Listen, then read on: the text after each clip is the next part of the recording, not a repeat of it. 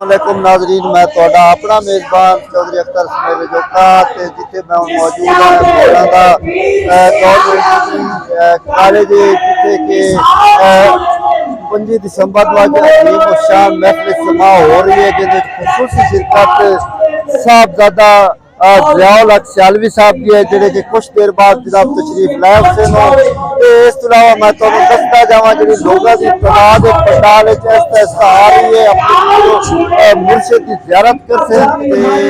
तुसी देख सकते हो लोगों की एक बड़ी तादाद है जिहड़ी कि ग्राउंड क्राउड जमा है ते मेरा कैमरा मैन अगर तुहानू दिखा सके तो देख सकते हो जिस लोगों की एक बड़ी तादाद है जिहड़ी कि अपने पीरो मुर्शिद की ज़ियारत वास्ते आए जिहड़े कुछ देर बाद तशरीफ लाए हुसैन ते तुसी साडे नाल रहना साडे नाल जुड़े रहना साडे नाल ही रहो। कुछ देर बाद जनाब पीर साहबजादा जियाउल हक सियालवी साहब तशरीफ लाए हुसैन महफिल समादी रौनक बनसे महफिल समादी जीरत बनसे तुसी साडे नाल ही रहना ते अगर बाहर की गल की जाए तो बाहर लोगों की बड़ी तादाद है लोग ढोल की थाप ते रक्स भी कर रहे हैं अपने पीरो मुर्शिद की ज़ियारत वास्ते आए हो जिहड़ा कि कुछ देर बाद तशरीफ लै तुसी साडे नाल ही रहना।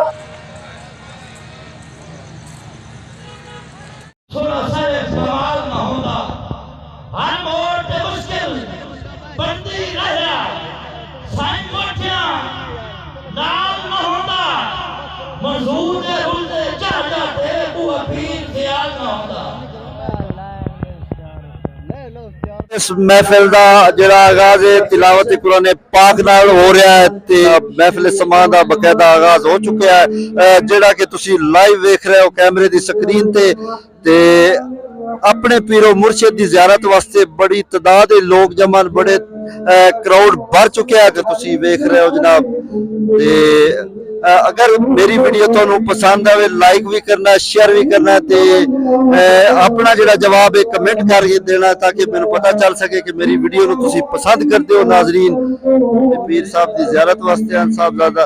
जियाउल हक सियालवी साहब इस वक्त जनाब पंडाल पहुंच चुके नो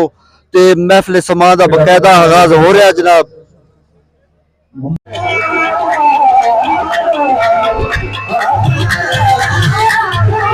अस्सलाम वालेकुम नाज़रीन,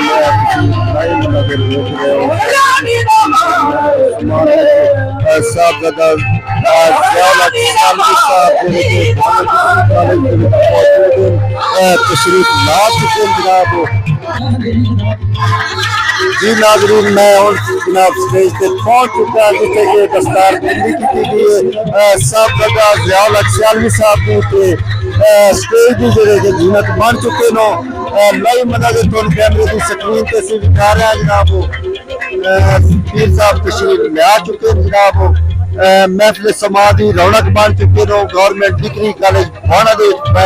वदा जिथे कि तुसी लाइव मनाजर देख रहे हो साहबजादा जियाउल हक सियालवी साहब।